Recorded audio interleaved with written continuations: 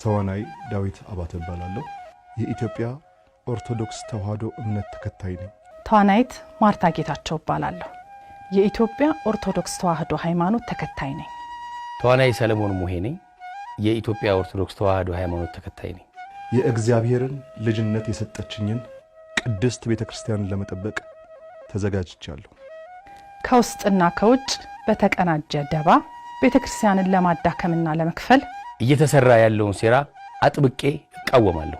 ሃይማኖታችን ተከብሮ ያለምንም ጣልቃ ገብነት በራሷ ዶግማና ቅኖና እየተመራች ክብሯ ከፍ እንዳለ በትናንት ማንነቷ ጸንታ እንድትኖር እፈልጋለሁ። የቅዱስ ሲኖዶስን ውሳኔም አከብራለሁ። እኛም ልጆቿ ቸልተኝነቱ ይብቃና ነቅተን ቤተክርስቲያናችንን እንጠብቅ። የቀደሙ አባቶቼና እናቶቼን መንገድ በጽናት እከተላለሁ።